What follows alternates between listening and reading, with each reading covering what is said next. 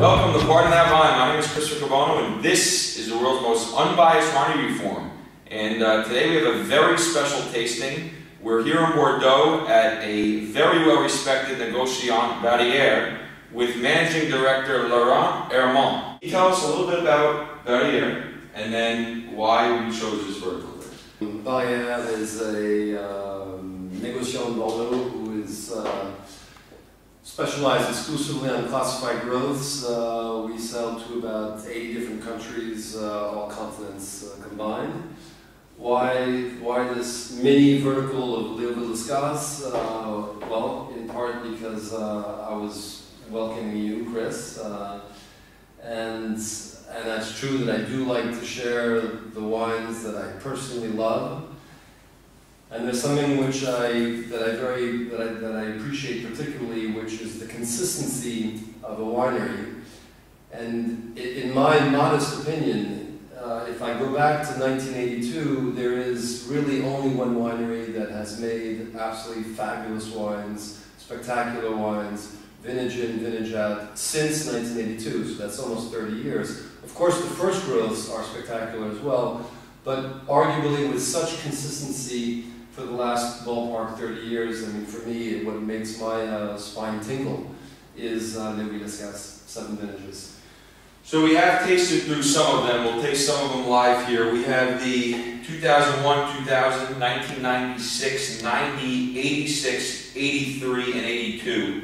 I think out of these 7, we've all agreed that 86 blows us away. 86 received scores of 98 by Parker. But without a doubt, we have 3 people tasting, and we all agreed on that. Let's taste the, let's taste the 2000. The 2000, I'm getting a ton of minerality. Leather, spices. We tasted in 2001. I saw a lot more fruit. Obviously, it's very young. Just an amazing finish. Tons of power on the mid palate. Long finish. I can still taste it. Fills up my cheeks. I agree, a lot of minerality compared to the 01. I mean, what do you think? This is more Las Cases than many of us. No, I mean the spicy element, mineral elements, indeed. I mean, and yet it's still overall it's a monster of a wine, but with exceptional purity. It's young, and yet with any red meat tonight, you can easily drink it. For me, actually tasting it again, even though it may have a slightly more of a chicness in the quality of its tannins, but potentially could be an easily equivalent to the 86 that blew us away. A lot of similarities.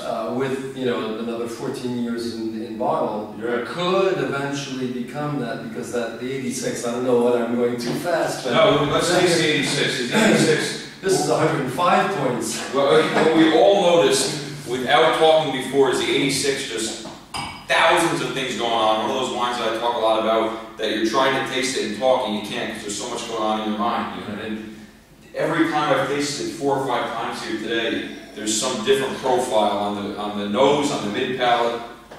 And 86, I mean, we're going back now 24 years, and this thing has power still. It is filling up your cheeks. It has many, many years left. For those who want that spice in the wine, there's tons of spices. There's tons of plum. There's tons of cherry. There's pretty much everything you can imagine, on the mid palate.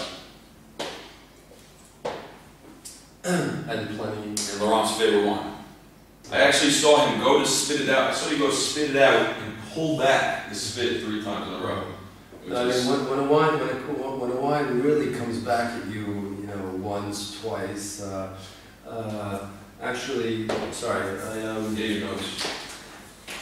Can I quote myself? Yeah, please. Give me the right quote. Oh, also, this was decanted last night, so 24 hours ago. These 3 were decanted, right? Yeah. 2096 and 86. On the 96, I said, bam, once again it's like receiving a Sandy Koufax or Tom Seaver fastball between the eyes and loving it. That's the type of wines that I love. You know? Ron lived in Connecticut, by the way. Yeah. He was 27. Yeah. Let's just taste the 01 to end it, because I love the 01. I think there's less, some people would say less complexity, because I think it's a lot of, you know, fruit driven, but I know some of the people who watch the show enjoy 01. And I think over time, you know, it's going to build some complexity. To me, on the nose, I'm getting pretty much fruit. You know, there's hints of spice, hints of minerality. Totally different to me than these other vintages. I'll even drink it. I've been drinking the whole time, as you can tell. Anyway, so real quick to sum it up, the 1990 is the only wine that we kind of all agreed on things out at the end.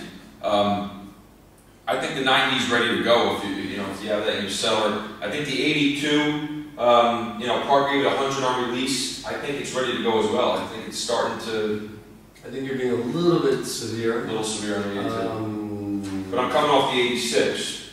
That's the whole problem. I mean, in an ideal This, world, right. you know, if you have the option to drink all these ones. if we're back in Soviet Russia, Right. and you only had this as the only bottle in the store, you're a happy Soviet, you know. But the 82 again has that softness, the complexity, has this for me the spice, a lot of spices, leather. Yeah, he made a good point. I still give the 80. I give the 82 a 95. I just looked at. I'm comparing it to some scores here from the 2000, the 86, which I personally think are 98 pluses. I mean, they're beautiful wines. As he said, the 86 is 105. Right, points. Yeah, 5 points. Anyway, glad you joined us. With that, we'll wrap this up. I have many more shows coming to you from Bordeaux. Thank you very much. I really appreciate it. Thank you, Chris. See you tomorrow. Thank Cheers. you.